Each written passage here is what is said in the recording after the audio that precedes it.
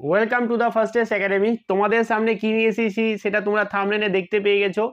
এই নিয়ে আমাকে অনেকে কমেন্ট করেছে, অনেকে হোয়াটসঅ্যাপ বলো, অনেকে টেলিগ্রাম বলো, ফোন করেও বলো, অনেকে কিন্তু আমাকে বলেছে যে কি স্যার এর ওপর একটু ভিডিও নিয়ে আসুন, আমাদের খুব সমস্যা হচ্ছে। লাস্টের এই যে 40টা দিন মতো আছে, এই কয়েকটা দিনে আমি জিকে কে এখন আমি পড়তে চাইছি, তাহলে কোনগুলো পড়বো? অনেকে পুরো ভিডিও দেখেও না, কি যে করে, কথা কি বুঝতে পারে না কে জানি, মানে কি বলছি না বলছি না বুঝে উল্টাপাল্টা কমেন্ট করে দেয়, অনেকেই আছে এরকম। ঠিক আছে, তো যাই হোক, আমি কি বললাম যে এখন এই মুহূর্তে অনেকে বুঝতে পারছি না যে কি পড়বে না পড়বে জিকের। তবে আমি এমন কিছু কিছু টপিক বলবো, প্রচুর প্রিভিয়াস ইয়ার কোশ্চেন ঘেটেছি, অনেকে অনেক ধরনের কথা বলেছে, তার জন্য প্রচুর প্রিভিয়াস ইয়ার কোশ্চেন ঘাটা হয়েছে। তারপরে কিন্তু আমি কি করেছি, ঠিক করেছি যে এসএসসি জিডির তোমাদের গতানুগতিক যেরকম যেসব পোর্শন থেকে যেসব জায়গাগুলো থেকে প্রশ্ন আসছে এবং আগামী দিনেও আশা করি সেইখান থেকে প্রশ্ন আসবে, সেই জায়গাগুলোকে তুলে ধরবো আমি তোমাদের সামনে। যেসব টপিকগুলো আমি বলবো সেগুলো যদি এখন যা 40 দিন আছে তুমি অনায়াসে পড়তে পারবে, এবং তুমি কিন্তু 8টা কোশ্চেন বলো, 10টা কোশ্চেন বলো, মানে 20 নাম্বার বলো, 18 নাম্বার বলো, কিন্তু অনায়াসে পেয়ে যাওয়ার চান্সটাই কিন্তু প্রবল চান্স। ঠিক আছে, কারণ ওইখান থেকে প্রশ্নগুলো আসে ধরে ধরে। তো আমি সেই সব জায়গাগুলোকে নিয়ে আলোচনা করব। তো আমি রিকোয়েস্ট করছি ভিডিওটা সবাই প্রথম থেকে শেষ পর্যন্ত দেখবে এবং শেয়ার করে দিবে বন্ধুদের মাধ্যমে, আর একটু লাইক করবে এবং কমেন্টও করবে, ঠিক আছে, যে কে কেমন হলো। তো আমি সেই টপিকগুলো ধরে ধরে বলছি, তোমরা নোট করবে এবং আজ থেকে এখন থেকে শুরু করে দাও, তুমি পারবে আর তোমার দ্বারা কিন্তু কমপ্লিট হবে। এতটা সময় আছে যে তুমি কমপ্লিট করতে পারবে এবং বারবার রিভিশন দিবে। ঠিক আছে, তো চলো তাহলে সেই টপিকগুলো বলছি, ভালো করে নোট করে নেবে।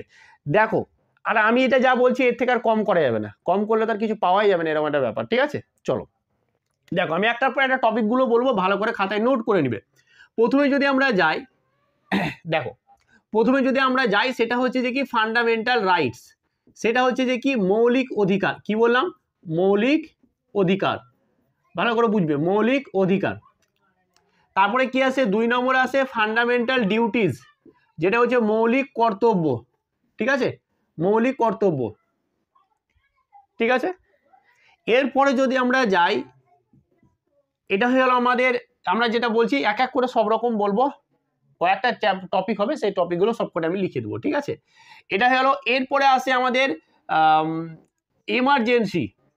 এমার্জেন্সি কি পড়বে? দেখো আমি যা বলছি এগুলো হচ্ছে তোমার ইন্ডিয়ান কনস্টিটিউশনের উপরে, ঠিক আছে, সংবিধানের উপরে। তো এগুলোর আর্টিকেলগুলো পড়বি, ইম্পর্টেন্ট আর্টিকেলগুলো আসে। ঠিক আছে, এমার্জেন্সি আছে, এইখানে আমি লিখে দিচ্ছি যে কি তোমাদের প্রেসিডেন্ট একটু দেখে নিবে যে কত নম্বরে নিয়োগ করা হয়, ইমপিচমেন্ট একটু দেখে নিবে, সমস্ত কিছু এগুলো দেখে নিবে। ঠিক আছে, তারপরে আছে ইলেকশন কমিশন, ইলেকশন কমিশন।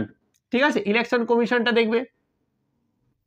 তাহলে ইন্ডিয়ান কনস্টিটিউশনের মধ্যে তুমি যদি এতটুকু ভালোভাবে দেখো, তো আশা করি এগুলোর মধ্যে বিশেষ করে মৌলিক যে অধিকারটা আছে এখান থেকে কিন্তু কোশ্চেন একদম পেয়ে যাবে। ঠিক আছে, আর এগুলোকে একটু ভালো করে তোমরা দেখে নাও আর্টিকেলগুলো, তাহলে কিন্তু আশা করি এখান থেকে প্রশ্নগুলো পেয়ে যাবে। চলো এরপরে যদি যাই আমি, 5 ইয়ার প্ল্যান, যেটা হচ্ছে পঞ্চবার্ষিকী।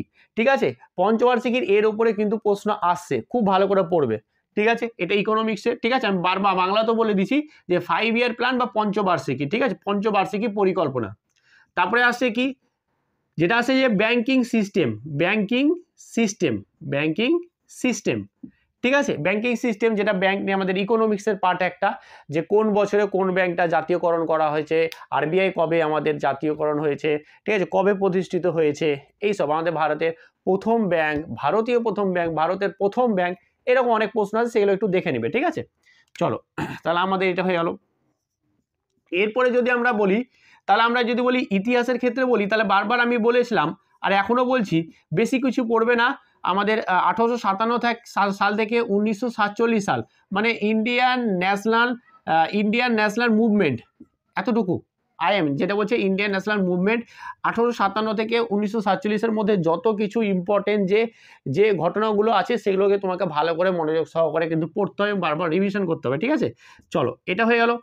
এরপর আমি ইতিহাসের এই মুহূর্তে আর বেশি কিছু বলছি না, কারণ তোমাদের সময়ও অল্প, আর এখন প্রচুর দিলে তুমি পড়তেও পারবে না, শেষও করতে পারবে না। ওই কারণে আমি অল্প খানিক বলছি, যেটা তোমরা কভার করতে পারবে এবং তোমরা বারবার সেটাকে রিভিশন দিতে পারবে, এরকম গুলোকে আমি কিন্তু বলছি। ঠিক আছে, দেখো আশা করি পেয়ে যাবে। এবার আসে যে কি ক্লাসিক্যাল ডান্স, আমি জিওগ্রাফির মধ্যে ঢুকে গেলাম, আর্ট অ্যান্ড কালচারের। ঠিক আছে, ক্লাসিক্যাল ডান্স ভালো করে বুঝবে। আর এবং এর মধ্যে আছে কি যে ফেস্টিভ্যাল যেটা আছে বিভিন্ন রাজ্যের, দেখবে যে কি বিভিন্ন রাজ্যের লোকনৃত্য, ঠিক আছে, উৎসব আছে বিভিন্ন রাজ্যের, এইসব জিনিসগুলোকে একটুখানি পড়বে, এখান থেকে কিন্তু প্রচুর প্রশ্ন আসে। তারপরে আসছে ভারতের নদ নদী, ভেরি ভেরি ইম্পর্টেন্ট, ভারতের নদ নদী। ঠিক আছে, ভারতের নদ নদী। তারপরে আমি 9 নম্বর নিচ্ছি, নাম্বারিং এমনি করছি, ব্যাপারগুলো ভালো করে দেখে নাও তোমরা। ঠিক আছে, যে ভারতের পার্বত্য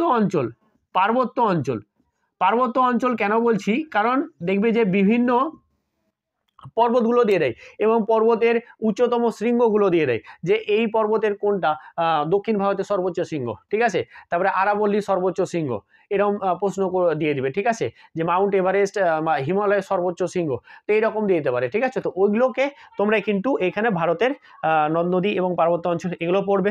চলো, তা আমরা কিন্তু এখানে 9খানা টপিক বললাম, 9খানা টপিকই খুব গুরুত্বপূর্ণ, এগুলোর ওপরে কিন্তু প্রশ্ন আশা করি পেয়ে যাবে। আমি বলছি আরও কিছু টপিক আছে, সেগুলো আমি ধরে ধরে বলছি, বাট আমি লাস্টে এটাও বলবো যে তুমি কিভাবে পড়বে।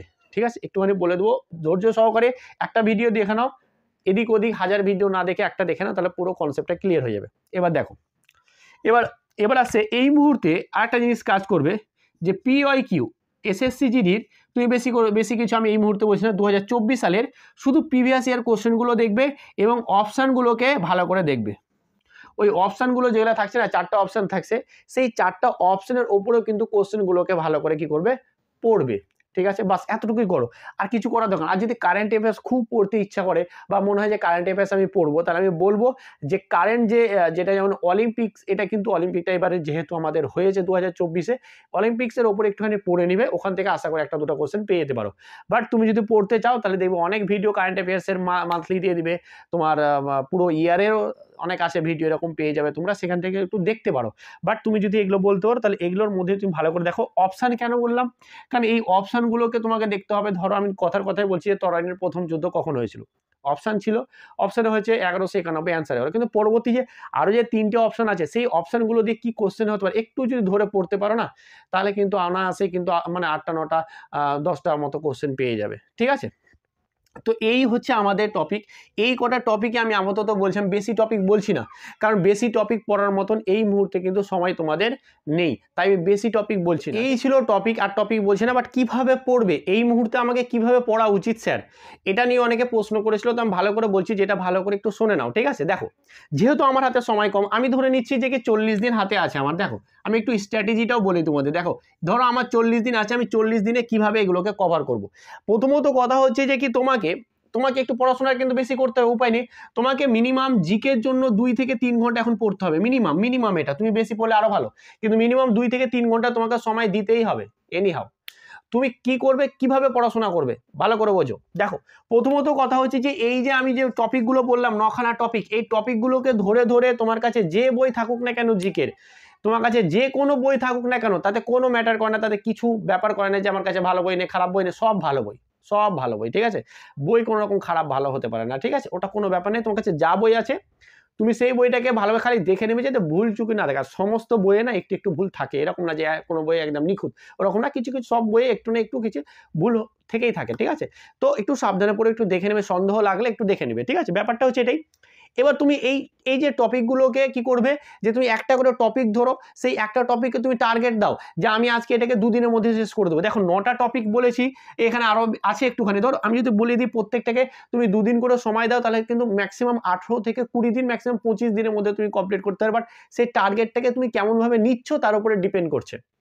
তো তোমাকে একটা টপিকে তুমি 2 দিন করে টাইম নাও, 2 দিনের মধ্যে সম্পূর্ণ শেষ করে দাও। এবং শেষ করলে হবে না, শেষ করার সাথে সাথে ওটা শেষ করছো, পড়ছো, খুব ভালো কথা, তার সাথে সাথে প্রিভিয়াস ইয়ার কোশ্চেনগুলোকে তুমি কিন্তু দেখো, তুমি কোথায় পাবে প্রিভিয়াস? অনেক আছে এরকম প্রিভিয়াস ইয়ার কোশ্চেন করাচ্ছে তোমার ইউটিউবের চ্যানেলেও, যে প্রিভিয়াস ইয়ার কোশ্চেন শুধু করার। আমি যেটা করাচ্ছি যে তোমাদের লাস্ট 50, এই যে আমাদের যে কটা দিন আছে, তো টপ 50 জিকে কোশ্চেন কিন্তু আমি করাচ্ছি সানডে, বেশি না 50টা করে বেছে বেছে কোশ্চেনগুলো নিয়ে আসছি, ঠিক আছে? তো সেখানে কারেন্ট অ্যাফেয়ার্সও থাকছে এবং তোমার সাথে ইম্পর্টেন্ট যে জিকে জিএস এর কোশ্চেনগুলো কিন্তু আমি নিয়ে আসছি রবিবার করে। আজকে যেমন দিয়েছি 50টা কোশ্চেন, খুব ভালো কোশ্চেনগুলো আমি প্রতি রবিবার নিয়ে আসবো, সেই ক্লাসটাও দেখবে তোমরা। এবং তোমরা যে কোনো একটা চ্যানেল থেকে যেখানে পারো না কেন বাংলাতে দেখবে, আর বাংলাতে অনেক আছে এরকম, ঠিক আছে? প্রিভিয়াস ইয়ার কোশ্চেনগুলোকে করো সেখান থেকে, এবং তুমি এই টপিকগুলোকে পড়ো, মানে এটা পড়ার সাথে সাথে এটাকে করো, এটার জন্য আর এক্সট্রা টাইম দিলে চলবে না, এগুলোকে কভার করো, তার সাথে সাথে এইটাকে তুমি কিন্তু পড়তে শুরু করো, প্রিভিয়াস ইয়ার কোশ্চেনটাকে। বোঝা গেছে? তো তোমাকে এইভাবে পড়ে পড়ে তুমি যদি একটাকে 2 দিন করে দাও, তাহলে কিন্তু তোমার 18 থেকে 20 দিনে শেষ হয়ে যাবে। এবার একটা হয়তো 2 দিনে যায় 3 দিন লাগলো, সেটা লাগতে পারে, কিন্তু তোমাকে কিন্তু এইভাবে টার্গেট করে, এটা আমি 2 দিনে শেষ করবো, তো শেষ করে দিলাম। বলছি এইভাবে টার্গেট করে যদি পড়াশোনা করো তাহলে কিন্তু শেষ হবে। আর নাহলে মানে এটা পড়ছি একবার, ওটা পড়ছি একবার, এই পড়ছি ওই পড়ছি, তাহলে কিচ্ছু হবে না, পারবে না, ঠিক আছে? প্রিভিয়াস ইয়ার কোশ্চেনগুলো এইভাবে পড়ো এবং তুমি একটা একটা করে টপিক ধরে ধরে করো। আমি বলছি তুমি যে টপিকগুলো ভালো করে পড়তে পারো, আর প্রিভিয়াস ইয়ার কোশ্চেনটা যদি তুমি করতে পারো, তো অনায়াসে আমি বলছি এতটুকু টপিকের মধ্যে তুমি 10 থেকে মানে 10টা কোশ্চেন আশা করি পেয়ে যাবে, ইভেন বেশিও পেতে পারো, কিন্তু পেয়ে যাবে, ঠিক আছে? ভালো বলছি, এখনো সময় আছে। অনেকে আমাকে রিকোয়েস্ট করেছিল ভিডিওটা বানার জন্য, কিন্তু তাই আমি বানালাম।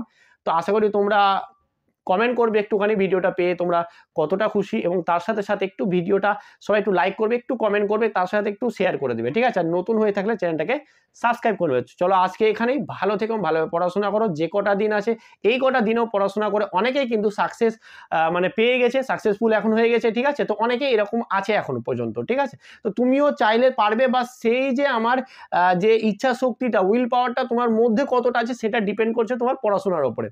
সেটা তোমাকে পড়াশোনাতে দেখাতে হবে যে হ্যাঁ আমি করবো, মানে আমি করবোই। অনেকে আমাকে প্রশ্ন করছে, কমেন্ট করছে যে স্যার আমি এখন শুরু করলে পারবো কিনা, স্যার পারবো কিনা। আমি বলছি এখন শুরু করলে 40 দিন enough time for crack SSC GD. অবশ্যই অনেকে বলবে স্যার আপনি তো বলতে খুব ভালো লাগছে, আপনি তো দেননি, বলবে অনেকে, বলুক, তাতে কোনো, কিন্তু আমি সাকসেস দেওয়া করিয়েছি অনেককে। এবারে আমার এসএসডি অনেকে এরকম সাকসেস পেয়ে গেছে, অনেকে আছে। তো আমি হয়, আমার তো হবেও না, হাইটও নেই, আমি যাইনি ওই লাইনে, ঠিক আছে? তো সেখানে আমি অনেককে পাইয়েছি, তো আমার অভিজ্ঞতা আছে। যারা উল্টাপাল্টা কমেন্ট করে তাদের জন্য বলছি, ঠিক আছে? তো যাই হোক, এখনো শুরু করলে এখনো তুমি পারবে, ঠিক আছে? তো চলো শুরু করে দাও, সময় একদম নষ্ট একদম করো না। Thank you.